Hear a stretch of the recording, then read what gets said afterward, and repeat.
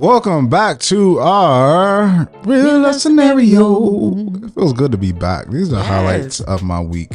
Sitting here with you, talking relationships, hanging out with our real lovers out there. Hey, y'all. What's up, guys? Hope you guys are having an amazing weekday.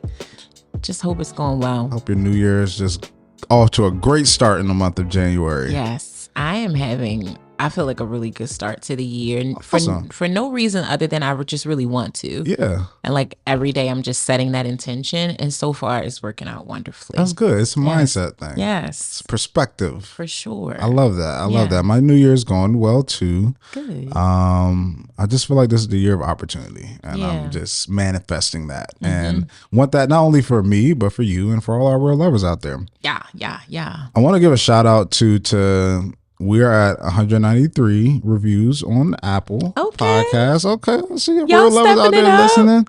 And I just want to lead a few of the last couple reviews. Brown Factory is the name. Brown Factory. Love it. Yes. She or he say, "You two are amazing. This is so necessary." Sweet, simple. Love that. Thank you. The next one, what's that name right there? Oh, all right. Elisa Inspo. There we go. Yes. It says, small. Love this podcast. You guys deserve more than 5 stars. Love what you're doing here and how you both approach the different scenarios. I find myself giving my opinion like I was there with y'all. Keep it up. I love that. I always tell people, because I give feedback outside of like our reviews, just from like friends or in DM. And when people say they talk back to us or they're talking while they're listening, to me, that's always a really good sign. Like you watching a good show, a good movie, and you like, no, don't do that. That's when you're like really into it. So that's such a great measurement. I love that. Awesome. This one is the last one I'm going to read. It's kind of lengthy, but that's okay. We know y'all like to talk to us. You talk about us. It's okay. Yeah. This is Janae.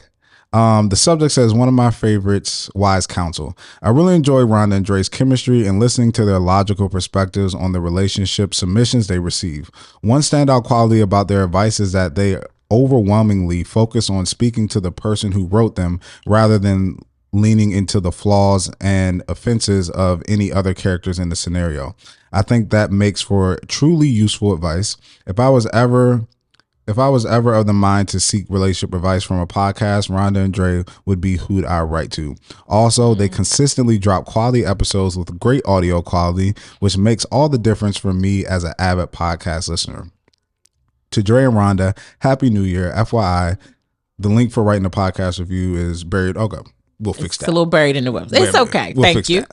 We appreciate the suggestions as well. Yes, we love that. Yes, we it's love a community. That. But thank you so much, Janae. That was such a great review. Thank you, Janae. Or I had a friend who spelled her name like this, and her name was Jania. So, Janae or Jania. We appreciate that. I appreciate that. That's so good. Yeah, and it's like as we begin this show, it's like chemistry is always something you got to work out and feel, and it's like you are friends with somebody, you have conversations, but doing it in a platform like this is always something that totally you have different. to figure out and understand and not talk over each other and stuff like that. But we really appreciate that. Yes, thank you for that. Thank you so much. That was my favorite. That was my favorite one. We got a lot of good ones. We're gonna read some every beginning of every episode. So make sure you write a review, and we'll shout you out. Make sure tell a friend to tell a friend. Thank you.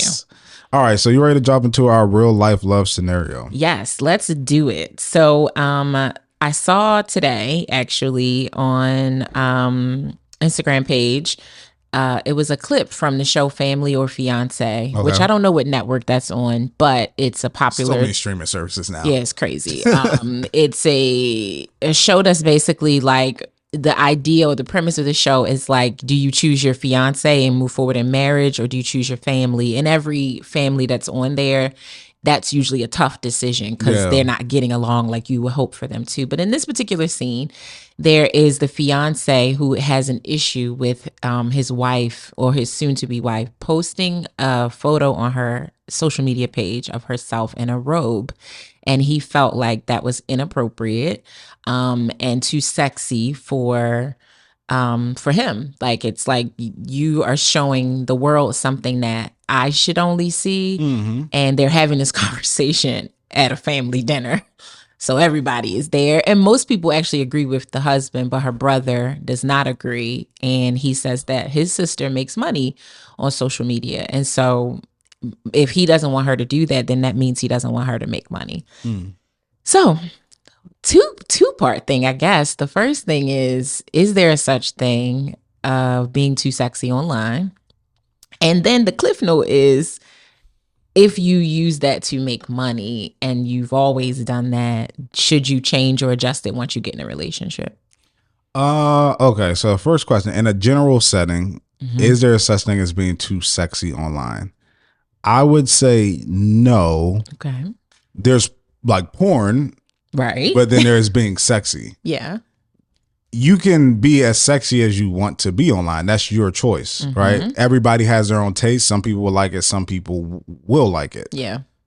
However sexy you are, too sexy, like I said, I think there's like actual porn to where you're like naked and like that's one thing. But trying to be sexy and provocative, that's you and whoever your audience is. Some people like it, some people won't. So being too sexy or not, that's one thing. But if you're in a relationship with somebody and they express to you that thing, that the way that you're dressing, how you act, like what you're posting, they're not comfortable with that, then I feel like whatever limit they set and say they're uncomfortable with, that is too sexy. Yeah. You know what I'm saying? Yes. And you should be okay with that. And I think there is like, this is totally subjective, right? Yes. Because too sexy to one man might be like, I'm cool with you posting swimsuit pictures, but not lingerie pictures, which some people will say that's the same thing. Lingerie and swimsuits pretty much cover up the same thing. Yeah.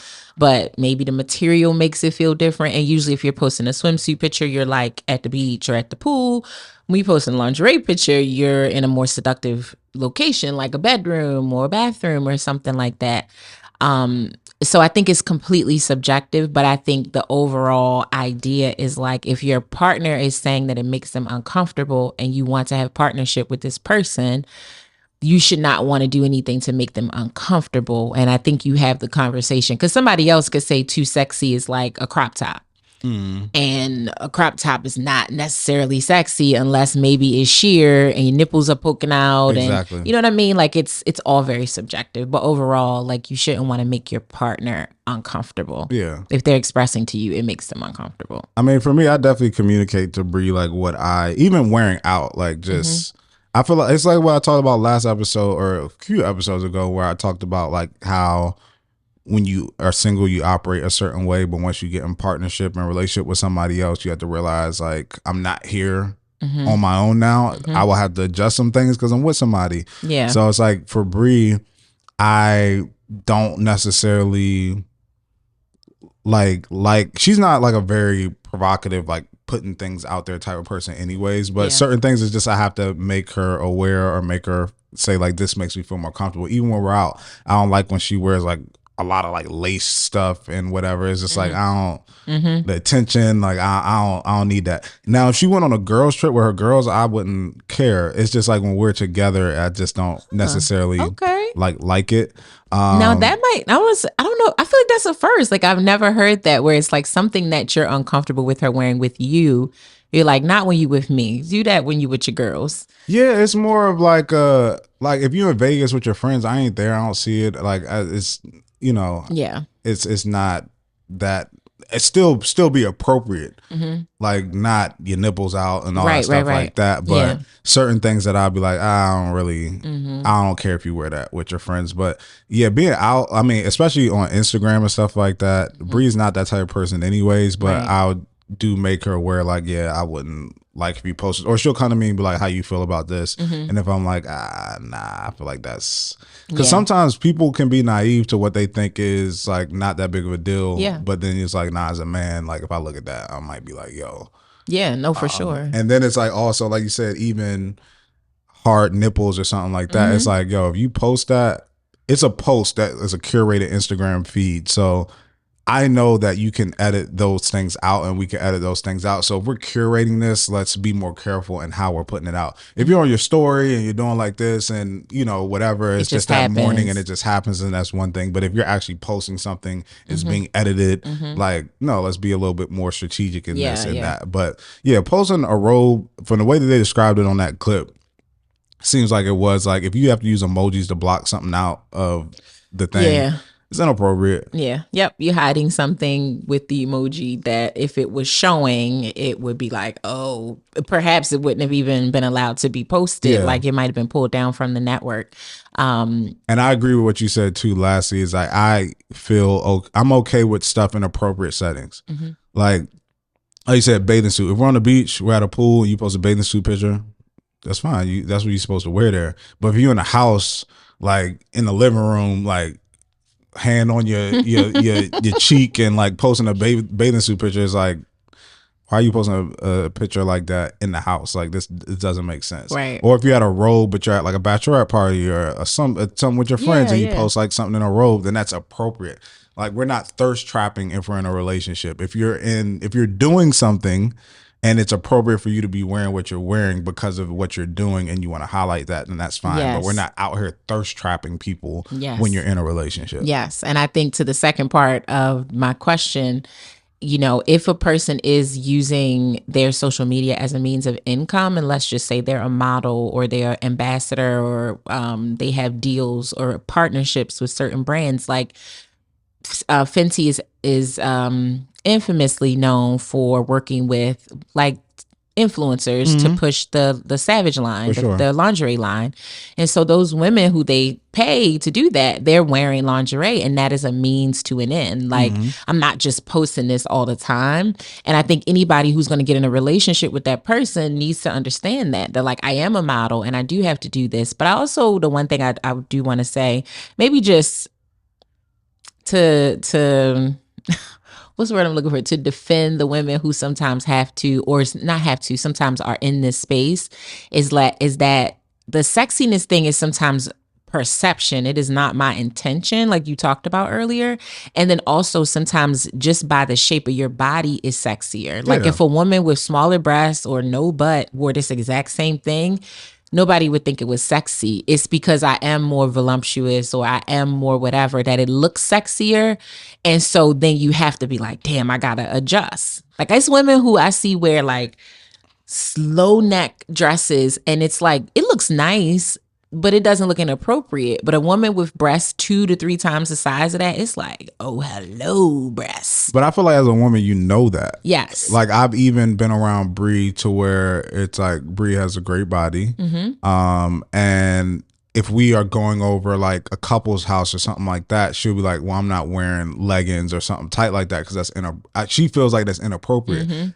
Like if it was somebody who didn't have as much stuff y'all who are listening can't see Dre over here creating the shape of his wife's body with his hands. If you had somebody who didn't have as much stuff, then wearing that could be appropriate because it doesn't come off as like provocative or trying to like trap somebody, like look at me.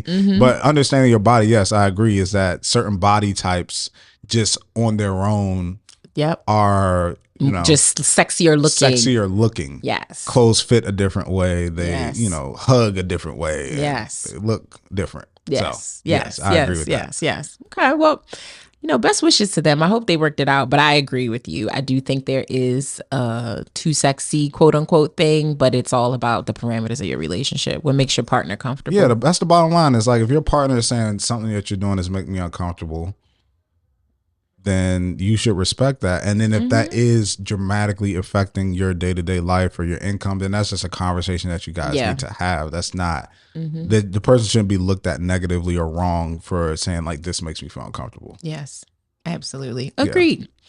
Well, awesome.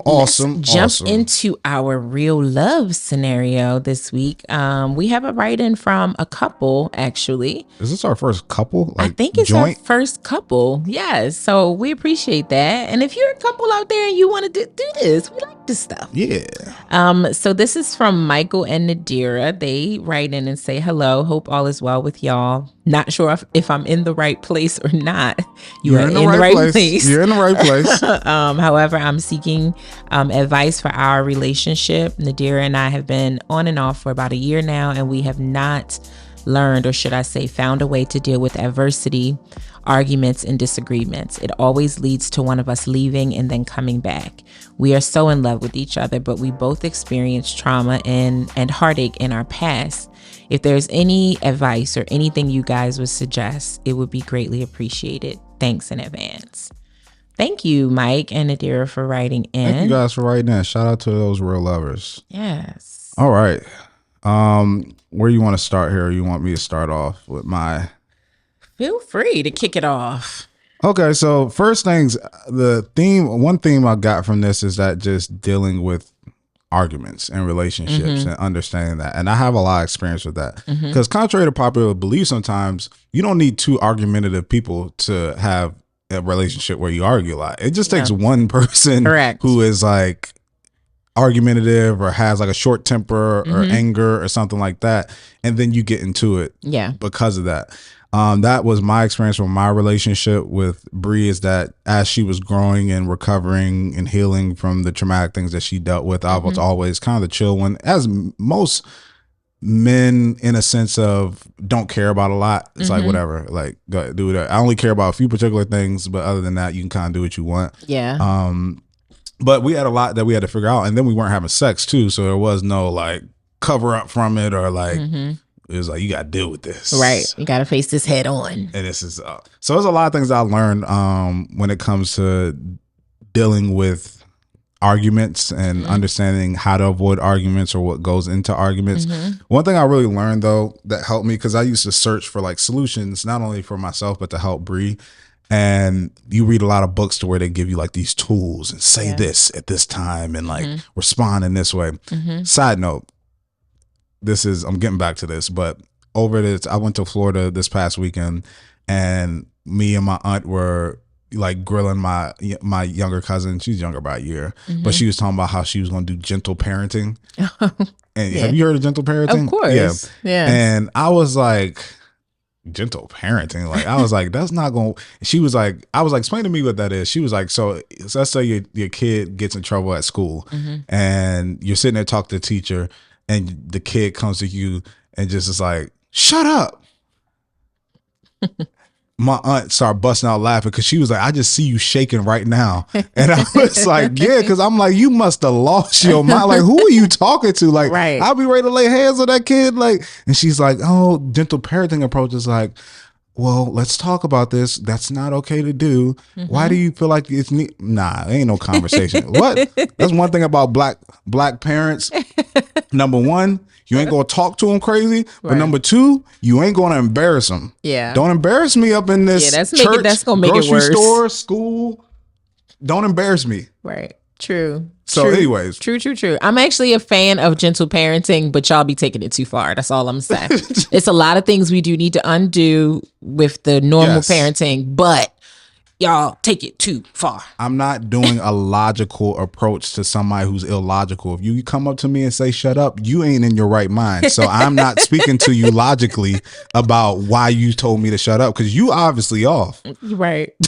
You clearly lost your mind. Yet. Look, Drake getting ready. Already ready. He's ready, guys. This is a hypothetical. I'll knock your head off. Anyways, I bring that back full circle to say that you list a lot of techniques on how you should deal with adversity in certain relationships. And I realized that's all cool. Like they make sense. They're logical. They're cool. But when emotions start flowing, a lot of that stuff goes. You lose it out the window. You lose it. You lose it all. It's like all them drills, all them things. All that stuff goes out one ear and out the other. And it reminded me of like a relationship. It's like kind of like the Three Little Pigs story, to where one house was built with straw, one with sticks, and one with like bricks. Yeah. Is that everything that you do in your relationship is laying the foundation or work of the building of your relationship. Right. And the thing that really tests how strong your relationship is when those storms do come. Yes. And if the storm comes and your house blows away, it's like if you built that thing out of straws, or if it's built on straws, it's like it's not a strong relationship. Yeah. You know, every day you go through things, whether that's, you know, watching movies, doing the dishes, taking out the trash, going on dates, like all these things are laying the foundation and building everything for your relationship. So when those arguments do come, it's like, what is your house built off of? It's like if it's built off of straw, like the first little pig, that thing gonna blow away. If it's built off of sticks, it may withstand a little bit more, but it's still not sturdy. Yeah. But if your house is built with bricks, and if you build a strong relationship, it can withstand a lot of those storms. Or even the house with straws may be like, ooh, that storm was crazy. And then you go to the house of bricks, they like, what storm? I didn't even feel it. Yeah. Like that gust of wind, that's what you call a storm? Yeah. It's like, I can be in my house of bricks, and if I meet a friend from high school I haven't seen in a long time, and I forget to introduce my wife, and she's like, hey, like, you didn't introduce me to the person. Oh, my bad. Like I slipped my mind. I was really excited, whatever. Yeah. And then we can move past it. House of bricks. House of straws, the whole day party ruined, over, we gotta leave. Whole week may be off. Yeah. Every time you do every this, time we go out here, you embarrassing me and not making it clear who I am to you. It's like, that's the difference. It's not necessarily even the action, it's what your relationship is made out of. Yes. And can it withstand that? Yeah. So I think that's kind of the first thing with arguments, is like, you go to a lot of places, they teach you these skills, but it's like every day you're building the foundation, you're building trust in your relationship. If your person knows you're about them, they don't have to question that when the storm comes. It's like, if something happens, it's like, they didn't mean that. It was so unintentional. They weren't thinking. They just slipped their mind. When they tell me they slipped their mind, I can believe what they're saying, because every time they show up consistently in a relationship, so I can trust that if they're saying something, it's true. Like, that's the first thing I thought of with arguments. And one thing I had to learn is like, the emotions they will take you on a wild roller coaster if you don't learn how to control them. I think, and I actually heard this recently. I was listening to something with Jay Shetty, who I love, and he talked about when you're in a relationship, you have to learn how to fight. And that is a practice that you figure out together. And you don't probably really start to figure it out until you have your first couple of disagreements, because then you can see what happened and you can look back and be like, okay, I don't want to have to revisit that again. Like, I don't want it to get so bad that we're literally like screaming to the top of our lungs, that didn't work, so let's strike that. Let's replace it with something more valuable. But he also gave like some really solid tips around like just changing how, like, the space in which you disagree. Like, he talked about this study about like, when you are about to have a disagreement or you're in the midst of a disagreement with your person, like, pause and decide to like take a walk and walk down a street, walk through a park, walk together side by side, walking straight. Something about that, it almost de-escalates a disagreement because you're not facing one another. And a lot of times in arguments, you're looking square. It's like a match. It's like that's how you play tennis. That's how you play ping pong. That's how you do archery. All that face to face. That's how you box. It's a stance of war, essentially. But when you're walking side by side with someone, it's a stance of unity. And so while you're disagreeing, you are de-escalating this disagreement because of just literally the science of walking in the same direction. But I thought that was so valuable. And I thought, like, damn, learning how to fight. Who thinks about that? So much about relationships, when you, I think, mature emotionally, is really coming up with things of managing your life and your relationship for solution. Like, how do we get out of this space? If you approach every single thing with that mindset, like, okay, I know we're going to have arguments, right? We're going to have disagreements. So with that being said, we need a plan for how we do that. We can not only plan for the good things that are to come, because we do that very well. We planning for vacations. We planning on where we going to live. We planning when we having our baby. We planning all the fun stuff. We planning when we going to visit your parents. All that nice stuff. But you're not planning for if someone gets sick. You're not planning for this argument that could pop up because we haven't been spending a lot of time together. So creating a plan for how we disagree, it sounds harder than I think. It sounds a little silly when you have a strategy for how you're going to fight with your person. But I think it's it might sound silly, but it is actually probably really helpful once you actually do it, because it's like, okay, these are our rules. Even if you think about, let's say the rule is when we're disagreeing, we're going to pause and then exit our home and walk. Those steps alone will probably sometimes stop the disagreement because you don't feel like doing that. If it's 25 degrees outside and you know that your rule to disagree is that you got to go outside and walk together, you might be like, all right, here's the thing. I apologize. Yeah. Because I'm not going outside. I don't feel like it. It's cold. It's 2:00 in the morning. Walking outside might not even be smart right now. Let's just resolve this. Like, I love you. I don't mean it. It's a practice that's cool when you need to do it. But I think it's also a preventative measure, not to squelch a fight, but just to realize like it's probably not even worth a fight. Every single little thing that happens in your relationship, especially in their situation, you've been together for 1.5 years, which is a good amount of time, but it's not a ton of time. You're not married. So yes, you're having some disagreements, but some of them, like, I just don't understand why they would be happening so frequently. Yeah. And some of that might just be because you're just choosing to fight about everything, when sometimes, like you just said, I know my person. If our house is built on a proper foundation, this ain't even worth no fight. It's not. Sometimes it's just worth a statement. Yeah. Or nothing. It's just like, poop, moving right along. He ain't mean nothing by that, or she ain't mean nothing by that. I agree with that. That's one of my next points of dealing with arguments. You just brought it up. There's a book. It kind of loops into what I'm talking about too. But there's a book that's called "Thank You for Arguing." Thanks for arguing, or "Thank You for Arguing." One of those, and it just talks about how to win arguments. And at the point of winning an argument is just to get done what you want to get done. It's not to. A lot of people want to seem victorious and kind of like show like, hey, I won this. But as long as the person does what you need them to do or want them to do, it's like, that's ultimately why you're arguing in the first place. But the biggest thing, the second thing for me that I had to learn is that you have to just put everything into perspective. Like Bree always asks me, like, now it's like, she was like, I don't see you get mad really at all anymore. And I was like, certain things frustrate me or disappoint me, but I put it into perspective. What's that cliche, the grand scheme of things? Like, how big is this in the grand scheme of things? And once I look at that, then I put forth the appropriate amount of frustration or anger towards that, to where it's like, this is not that big of a deal. No. We talked about that when you talk about the cabinet things, and like you look at things that annoy you, they get on your nerves, but after a while, especially if you get to know your person, you just like, this is them. That's just them. Or this thing is just not that big of a deal to blow up everything about. Like, I can mention it later or say something to you about it, but it's not worth getting into this back and forth about you leaving your socks on the floor, or like, let's say even the thing where you forgot to introduce me, or like, you know, certain, in the grand scheme of things,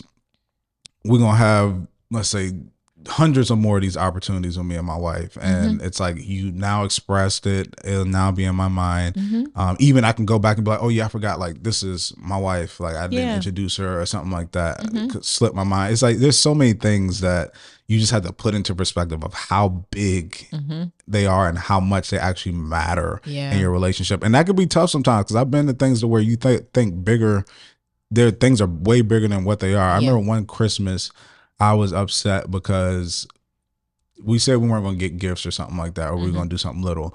And I just had this idea of getting Bree like all these different gift cards to her favorite places, and then some other gifts. So I bought her, it was like 5 or 6 different boxes. I like put in a thing to make it cool. And then Bree was like, oh my gosh, it was like 2 days before Christmas. She and I was doing all that. And she was like, oh, I got to get like the equal amount of gifts. And that like made me mad for some reason, because I was just like, why are you just doing this because I did it and all this other stuff? And it's like, I was actually upset and like getting mad, like, you shouldn't do this just because I'm doing it. And I just realized, like, put it all in perspective, is like, your wife just trying to get you something for Christmas. That's it. Like, and she wants you to feel as like loved as you making her feel. Correct. It's not that big of a deal. Like, if you're going down a hill, like, that's a good one. That, like, okay, if this is our worst argument this year, I'd take it. But it's like, if you're gonna go balls to the walls for something, don't make it that. Like, choose something much more significant. Yes. If you're gonna like the really gift given on Christmas. Yeah, it's like, but in that moment, It was everything. It was everything. Yeah. But I had to learn how to put things into perspective and just be like, yeah, it's not as big of a deal. It's not. And so much of hell, take it out of the space of like romantic relationships. That's just life. Yeah. Like I was with my aunt, bless her heart. I love her so much. We were together last night, really all day yesterday. And it was such a good day. We had so much fun together. But we went to the store to get some food. And basically from the moment we pulled from her house to the moment we pulled back to her house, every little thing on the road that someone was doing, she was making comments about it. Now, why are you speeding like that? Look at you cutting up. What? Did all of that just to go to the red light. Da, da, da. And I'm just like, why? I'm watching her let all these other people's behaviors have such an impact on her that we can't even keep a conversation going in the car because she keeps interrupting either herself or me with just getting too caught up in something that's pretty insignificant. Yeah. Like, I get it. We all experience things on the road that make us react, even sometimes verbally. But most of the time, like, I don't, because for what? Like, nothing happened. Yeah. If that person is speeding really fast, let them speed. Let them speed. They not anywhere. And we all have a little chuckle when we still at the light with them. We all have a little chuckle sometimes when we see let that. Let it roll off. It's funny. You shouldn't be bent out of shape. 9 times out of 10, you shouldn't have given it any energy at all. And so you're focusing on something that does not need a light. You shining a light on something that does not need a light on it at all. Yeah. And that's friendships, marriages, relationships, like whatever. Plus, people deserve grace. You get it all the time. You know, like I know it's things that I do that while I believe that I'm going to be an amazing partner to my man one day, it's going to be stuff that I do that he does not like. And I would like some grace. I would not like to be picked on every single time I don't get it exactly right. Because yes, then it becomes a bunch of disagreements over and over and over again, which is exhausting. Like, yes, I can be in love with you, but I don't want to do that. That's enough to make me be like, this is not going to work because all we do is fight. Yeah. I'm tired of that. Yeah, like it should be many more good days, many more days where we can have just healthy conversation. And that's another thing. You can disagree without it being an argument. Like you can have a complete disagreement. Don't agree on where you going for vacation. Don't agree on which size house you need. You can disagree on all of this stuff without it turning into an argument. Those are two different things. State your point calmly, kindly.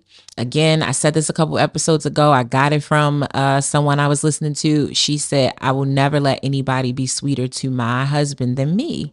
In all communication. So even when I don't disagree with him. I mean, I don't agree with him. I can express that to him in a sweet way. And I know that that's not always possible, right? Yeah. Sometimes you do need to maybe be a little passionate about what you're saying or be firm about it. So you're not sitting there like, babe, you know, it really pisses me off when you flirt with women. But somebody has to know how serious you are about something. Yes, you have to sometimes make your everything, your countenance match what you're feeling. But to yell at someone, to use expletives towards them, to use them like at them, calling them out of their name, those are like intense arguments that become really hard to come back from. And sometimes the argument winds up being the reason you aren't together, not even what you were actually arguing about. And y'all see, to those new and old real lovers that's listening, how these all like piggyback on each other. Like what Rhonda is just talking about, that's perspective. It's like, why are we cursing each other out about where we're going to go on vacation? Like we have the money, we're about to do something special, we're about to have a fun trip to spend time with one another, yet we're cursing each other out just because we have a difference in opinion of where we should go or what we want to do. Yeah. It's like, how about we just find a compromise and figure out what makes the most sense for us? Yeah. Like, this is a thing where like this will be celebratory like type of times. Like we're doing something cool with one another. We're just trying to figure out the details of it. Yeah. And newsflash, you're two different people. You're going to have differences in opinion. Like it's going to happen. I always say that relationships are so hard because this is the first person in your life that you'll have to like, who you love dearly but have to compromise with. Like your parents, you love them, they love you, but they're your parents. They can tell you what to do. When you become a parent, you love your child with all your heart, but you're the parent. So if whatever you think is best normally flows, but when you're in a relationship, you love this person, they love you, but you can't tell them this is what we doing and this is what you're going to do, and they can't tell you that. You have to find a compromise. Yeah. That is challenging. Yeah. It is very challenging to do. Yeah. And it takes work to try to do that. So yes, I agree. But see how these things piggyback on each other. They absolutely do. And I want to piggyback on another thing you said that leads to my other point, is how we talked about like building that house and withstanding external forces. There's things within that you have to withstand as well. And one of those things that I think is one of the silent killers in relationship is resentment. Like, and one thing that I can say that helped me in our relationship, with my relationship with Bree, and one thing that I tried to instill in her and be like, yo, you got to just stand on this, is that your yeses have to mean yes and your no's have to mean no. And if you say yes to something or you say no to something, you need to stand on that. Like, you can't, if you say yes and you didn't want to say yes, don't come back a month later and be like, well, I said yes, but that's not really how I felt. Like, there's plenty of times where I said yes, regretted I said yes, but I didn't go back to Bree and be like, well, I didn't really feel, or I told you that did it. No, I said yes. I agreed to it. Even if I didn't think it was the right idea, I agreed to it. Yeah. That's our decision now. Like, you said what you said. I said what I said, but I end up giving in, even though in my head I didn't think it was the right thing to do. I gave in and said yes. Can't blame you for that. I'm not holding that against you, because I said, yeah, I could have stood my ground and said, no, I'm not doing this, but I didn't. So I said, that's it. I can't hold you to that or resent you for that. And that's where that's where a lot of the taking the trash, you didn't take the trash out, or you didn't do this, or you didn't do that, those small things, they add up. That's where those come from, is from resentment. It's like, well, you did this, but then you asked me to do this, or I did this for you and you can't do this for me. I went over your mom's house and did blah, blah, blah. You can't come over here to help me with my cousins, blah, blah, blah. I went to this movie that I didn't want to see and you forced me to do that. And I said yes to you, but now you can't come with me to this brunch or something like that. And it's like, that's where those little things, because you start keeping score. Trust me. You don't need a scorecard to sense if your relationship is unbalanced. Ooh, say it again, Dre. Say it again. You do not need a scorecard to sense if your relationship is unbalanced. For sure. You don't need to keep you gonna feel it.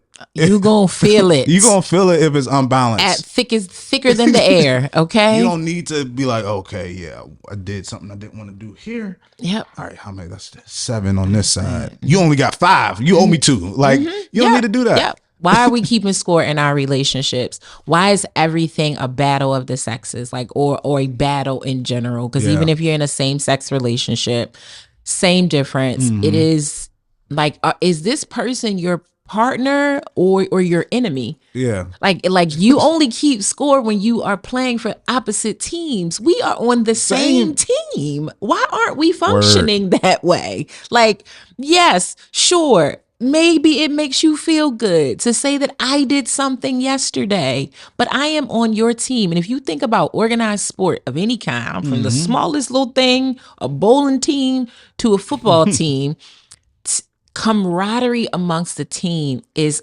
extremely important and constantly preached. This is why athletes spend so much time together. It's not just to condition and practice and exercise. It is to build this connectivity that we are one. Yep. Yes, we are separate. No, we don't think alike. Yes, you are a receiver and I'm a quarterback, or I'm a goalie, but you're a kicker. We doing different things on this team, but ultimately it's to give out great output from this united front. So I don't want to fight with you, and I got to fight the world. I got to fight in the boardroom. I got to fight with my employees that won't do what they supposed to do. I got to fight with the government. I got to fight with police brutality. I mean, it's a lot of fights out here that I have to deal with. When I come home, that is not a place that I want to fight in. It's just not. And I also just want to say this, because I've seen it several times and I don't disagree with it, that when a man, black men are out in the world and they have to fight so many things, they don't want to come home and fight their woman.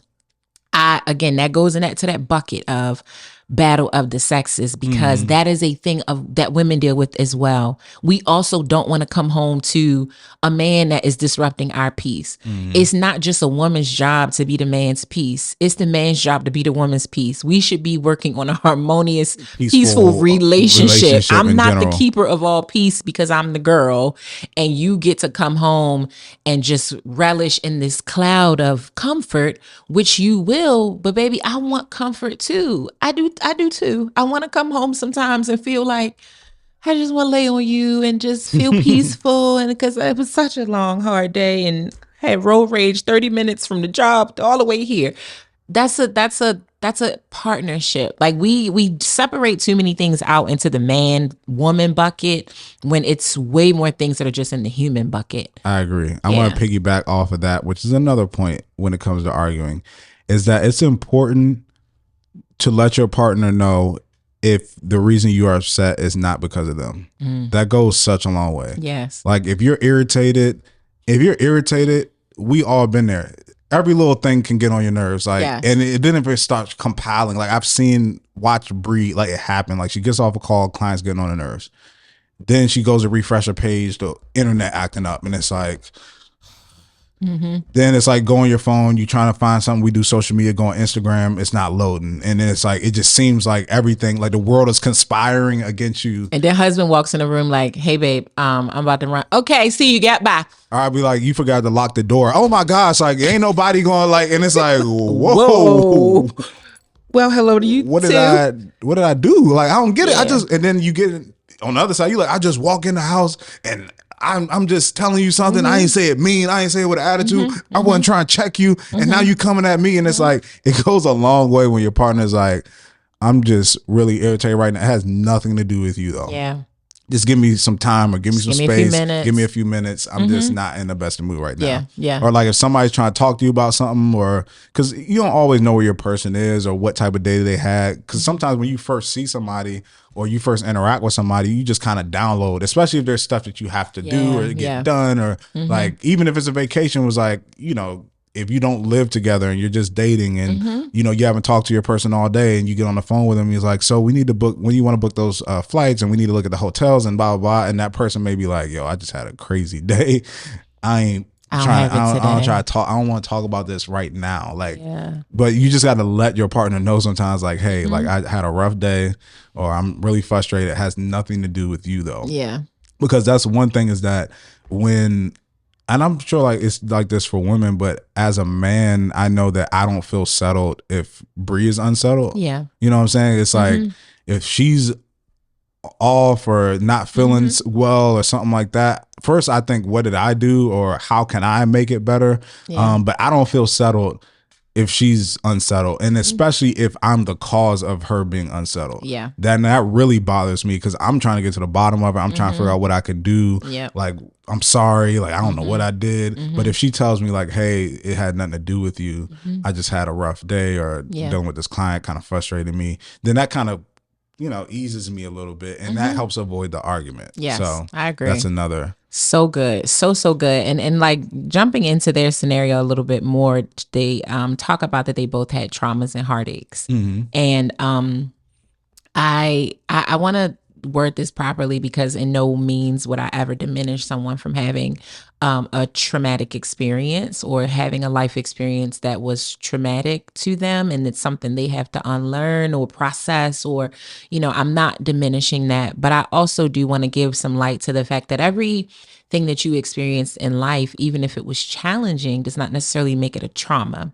And I'm not diminishing, because they very well could be talking about traumas, and that's real. But I just wanted to say that, because that word is used a lot to explain or excuse why you may be the way that you are, or why you may show up the way that you do. Very valid, but not when it starts to be used as an excuse, because we all have had life experiences that we don't like, that aren't good, that Ideal. don't feel good, not ideal, from death to loss of money to loss of limbs. I mean, people have experienced so much in life that it can be traumatic, but can also just be put in a category of like, this was just a difficulty, or this was just a moment. It wasn't a trauma. So choosing the right words to classify what you're going through sometimes helps you go through it. It's that mindset thing we talked about at the top of the episode of like, how I describe something needs to be as accurate as possible so that I know how to deal with it. If I call it a mountain, I'll feel like I can't move it. But if I call it a molehill, well, I can kick that over. You know, I can push through that. So that's thing one. But thing two is, can you really be a good partner to someone if you have so much of these unhealed things, if you are still reeling from prior heartbreaks or heartaches? And I might be one of the few people that would say, yes, you can be not fully healed from these things. You can be still in the process of reeling from some of these things and be in a relationship. I think it And depends on your partners. that's That's a it. huge part. That's it. That's where I was about to go with it. Like, it depends on who you are in a relationship with, and it depends on your awareness of these things. If you have no accountability around what you do, what you say, how you are most of the time, you won't, because you're delusional, and other people can point it out for you, more than one person, but you're just deny, you're in denial about it, then no. But if you know that these are challenges and you are trying to do the work, or at least you're searching for a way to do the work, then I do think, depending on who you wind up being in a relationship with, you can be in a decent partnership. That person can't heal you. I've said that before. That person can't fix you, but perhaps they have knowledge on things that you don't, because they're further along in their process, or they too are trying to get on a journey and they've started to do a little digging into that. You've shown me or taught me things, Dre, that I didn't know, because I'm not a woman, or we don't have the same career paths all the time. You're in different spaces in entrepreneurship. I'm new to that space. And so and we have a great working and friendship. So I don't have to be as smart as you on editing, or audio editing or video editing. I use the worst words all the time. Dre just laughs at me because I'd be like, how you do that thing? What's the thing that is called on the thing, on the button? I'm terrible. He knows what I'm talking about. I don't have to be as well versed on it as you to share that experience with you. So I just think it depends on your partner, and I think it depends on your awareness of your issues. And the right partner can challenge you. That's the one thing that with Bree, when we got together and she was going through her stuff, I was like, I don't think you ever had anybody who cared this much to challenge you, not to handicap you or crutch you when it'd be a crutch, but to really challenge you to fix these things. Yeah. So I think that's definitely important. And also going back to their situation, one thing that when I was reading it that I thought about too, when it comes to like when you have these on and off again arguments and things, you walk out, and sometimes you have to look to see if you guys are actually just truly aligned with what you want out of life. True. Because some arguments are small things in relationships and you got to get through it, but some things are foundational things that it's just, this is how I like to go about things and what I believe to be true and right. And these are things that you believe to be true and right. And relationships are so interesting because I don't think everybody knows what it takes to have a long-term, healthy, like strong relationship. Because on the surface, just having great chemistry with somebody, great conversation, great physical chemistry and intimacy and stuff like that seems like, oh, our relationship would be great. Like, it would be great. I enjoy spending time with them. Sex is good. We love each other's company. But it's like when you talking about doing a long-term relationship and something serious, maybe even leading to marriage, it takes much more than that. It takes a lot more, investment into the person and investment into, what you guys want in the future. It just takes a lot more substance. And when it comes to the different arguments that you guys are having, you could be great together. You could be aligned. You could be great together. You could have great chemistry. You could enjoy yourself.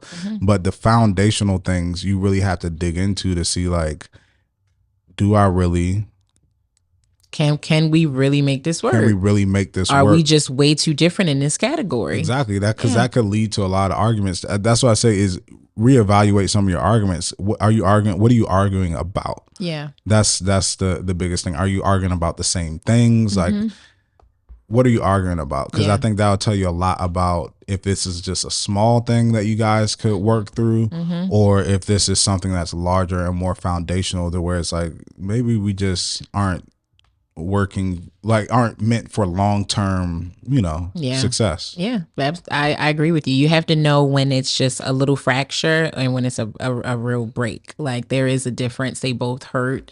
But one requires way more recovery, way more attention, and the other one does not. And sometimes we tether so much to the word love. We tether so much that we deal with in our relationship to loving someone that like I'm still even in what they wrote. We're so in love with each other. That's all fine and well. Love is not enough. Love will never ever be enough to sustain a relationship. I mean, there are people, I've just thought of 3 off the top of my head. You love. I love them. They are not in my life. I love them to this day. And some of them are not men that I dated. This is different people in my life. Love them. I'm not in relationship with them. Want the best for them. I'm not in relationship with them. Hope that their lives are going exactly how they want it to go, regardless of what happened between us. I'm not in relationship with them. So it's just not enough. You need so many more things to have a healthy, happy, long-term, well-invested relationship. And I know, if you like our podcast, you probably just inherently enjoy talking about relationships or hearing other people talk about them. And I'm here to tell you firsthand, I don't care who it is you listen to, except for some people, but majority of the ones that are probably out there, most of us are right. Most of us are right. Even if you take a different platform and they talk about relationships in a very different way, or their opinions are different than Dre's and I's, they're probably right. And you know why? Because relationships are vast. How they're designed, how they're set up. There's 100 different relationships. And so that advice over there probably works for some type of relationship. Most of our focus is on monogamous, heterosexual relationships, not polyamorous relationships, which is a whole different set of understandings and principles that work there, So none of it is necessarily right or wrong, unless wrong is like harmful.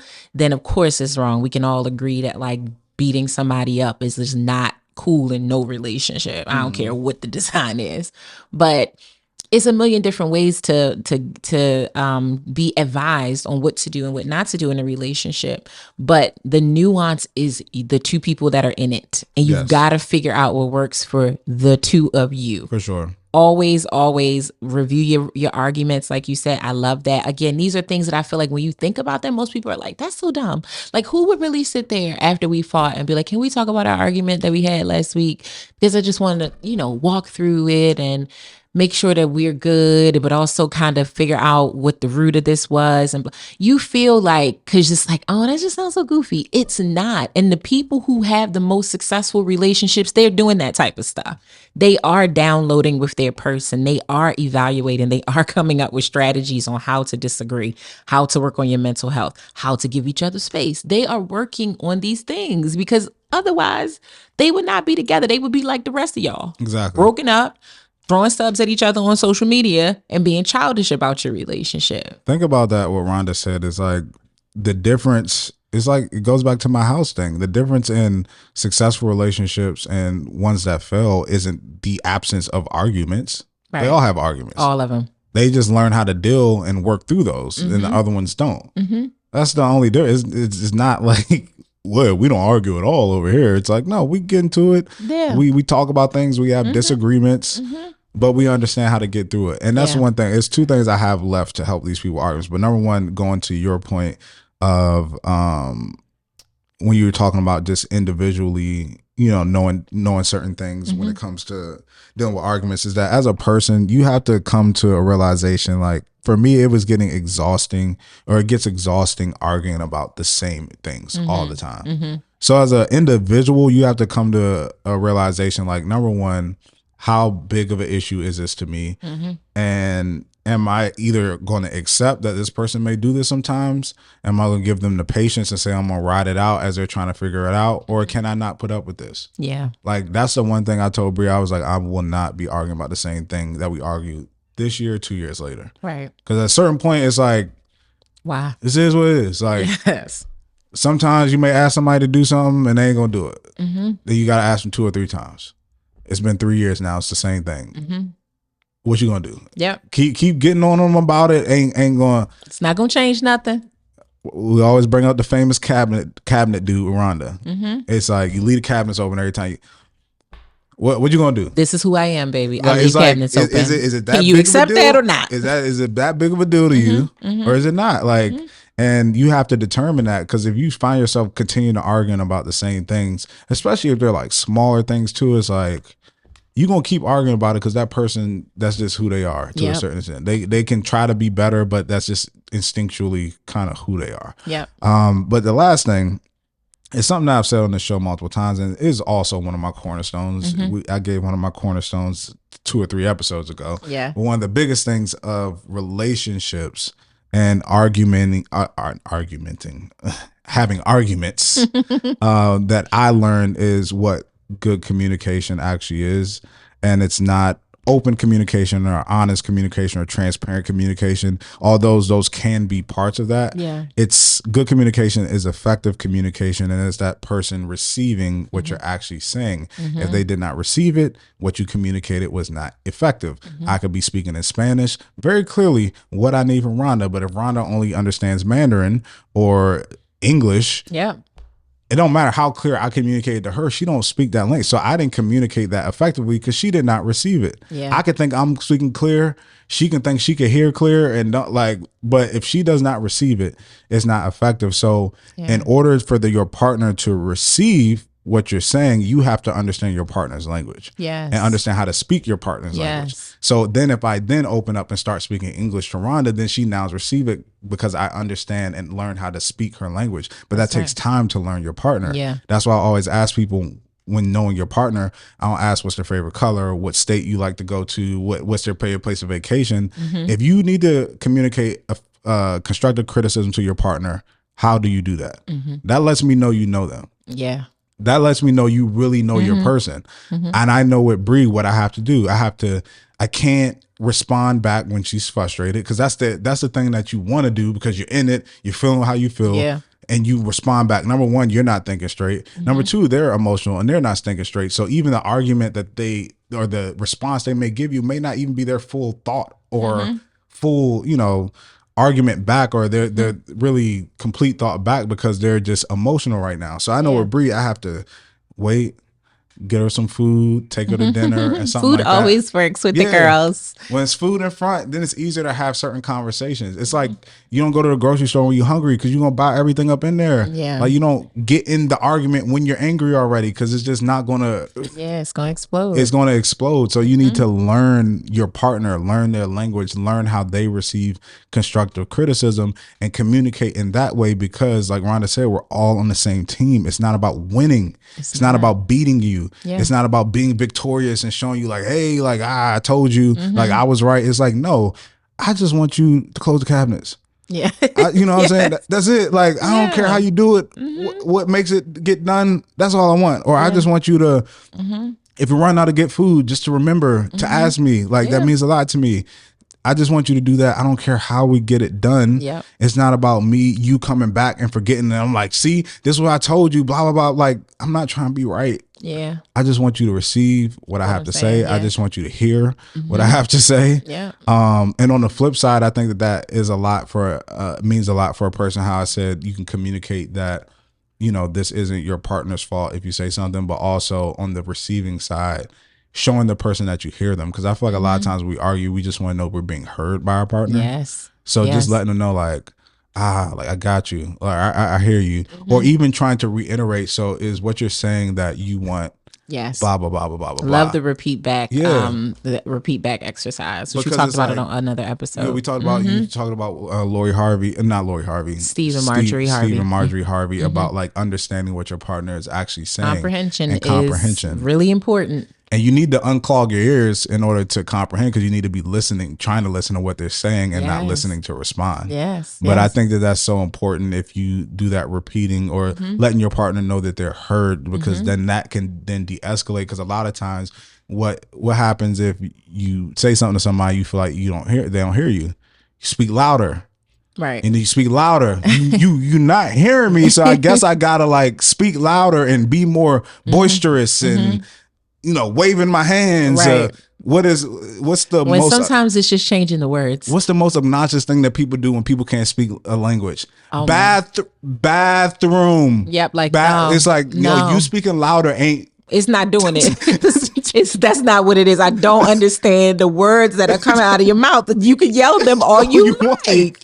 Okay, I didn't say I can't hear you. I said I don't understand you. Your language. I don't understand the language that you speak in. I can say I can't hear you raising your volume. It's probably gonna make it worse. Where is the bus stop? The bus stop. It's like, stop yelling. I don't speak English. Sorry, what you want from me? Exactly.